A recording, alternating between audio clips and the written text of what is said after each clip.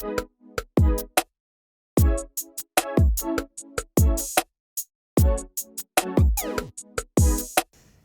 guys, so today we're gonna do a different type of video. So we're gonna go through the top 5 mistakes that are common in the IBJJF competitions.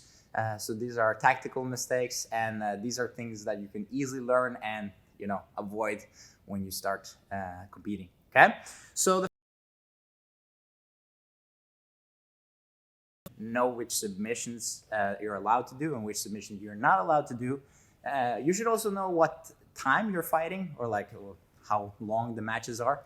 This way you will be prepared, and also there's no surprises, right? The worst things that can happen is that you go there, you knee bar somebody, and you find out you weren't supposed to knee bar, so you get disqualified. And I've seen many people fall for that one. So do yourself a favor and always check those rules, right? Now, on to something more fun.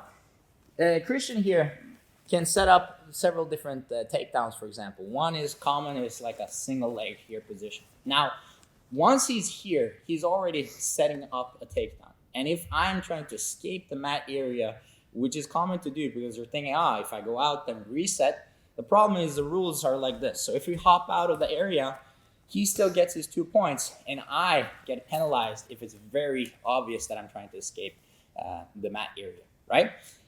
Same thing applies, but it's not you're going to get disqualified instead, is if he has, let's say, a guillotine, and I'm really fighting to get out of here. This is really bad, and then I decide, okay, I see the mat ends right over here, so I'm going to push him out of the mat area, and it's very obvious that I'm trying to go there just to avoid getting tapped. That's also going to be a bad idea to do, because then I get disqualified and he gets the win. Next thing up is grabbing inside the gi. So you can grab inside the gi here on the collar. All those are fine, right? But if you grab inside the sleeve or the pants of your opponent, you're going to get penalized. Okay, so you're going to get a disadvantage. The thing is, this is very, when you're fighting, you're not thinking that much. It happens. And that's why I want you to constantly train like you're going to compete, if you're at least thinking about competing. So then make sure that your habit is always to grab the outside and avoid grabbing the inside of the fabric. Once you have that in place in training, usually you'll avoid to do that in competition as well. Okay, there are exceptions. If you see that this is the only way for you to actually get into a good position, but then you're trading basically a penalty to get something better. But if you're just doing this and get penalized, then you're one step closer to giving the other guys points and maybe getting disqualified as well. So, but don't make the mistake though. You can still grab yourself or grab inside your own gi, like for an Ezekiel choke, or I've never seen somebody grab inside your own pants, but you can do that in principle. Okay, so the next thing that I want to talk about is securing and scoring positions. This is perhaps the most common thing that a lot of white belts do, is they don't understand that they need to stay in certain positions before they get the points, right? So you get eager and then you start moving around. So let's just take a passing kind of scenario where I'm passing Christian as his guard, and just securing the side control here will award me 3 points, right?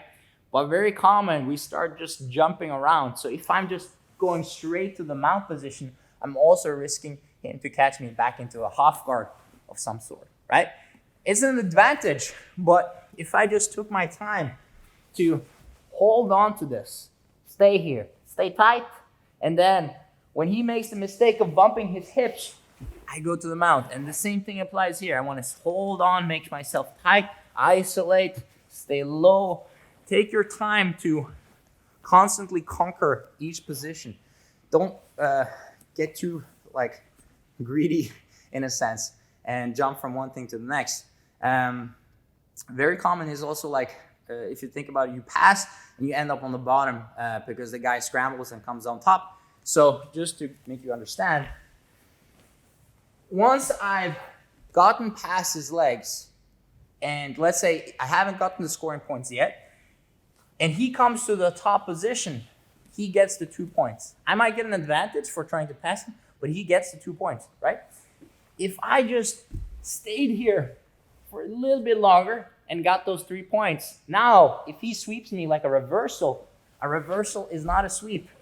So now there's no points for Christian, right? So another idea to hold on to positions like this. And it applies to like mount, back mount, all of these things.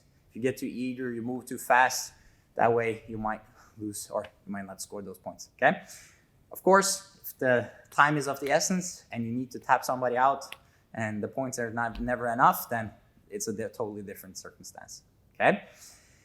Another thing that I want to talk about is wrestling up. Now, it's very trendy right now to wrestle up, and it's not wrong, but there's a right time to do it, okay? So, very common is, let's say Christian is a guard puller, and he loves to pull guard, so he pulled guard on me, great. Now, he gets a really good sweep on me. Let's say just sweep me to the side, and he comes up to stand up. So just so you get the whole scenario, Christian is now leading by 2 points, okay? I am not much of a guard player, which is usually why this happens. So we'll go a little bit back into the center of the camera. So because I'm not a guard player, I'm not gonna stay here. I wanna come up, I wanna wrestle. But the problem is I don't stand up with any grips. So this happens. And I'm ready to wrestle, but what happens? I know he's a guard puller, so he pulls guard.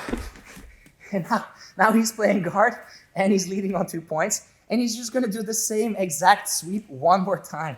And that's the real pain, the struggle, if you're gonna do like this, right? So if you're gonna wrestle up, you have to make sure you have at least some sort of contact with the guy on top. An example would be half guard. Something like this is already much, much better. So now if I can stand up, I can move around, I can look for the leg, and this would be a good way to come to the top position again and actually score some points, okay? So don't make the mistake of just standing up when you know the guy is just gonna tactically win over you that way, right? So that's it for today, guys. Yeah, that was 5, at least I think it was 5. 5 different things that you need to think about when competing. I wish I knew those at least when first time I competed. So maybe if you look this up and you find this before you're competing for your first time, hopefully this saves you from some troubles, okay? Thank you guys for watching. As always, please like and subscribe. See you guys next time. Boss.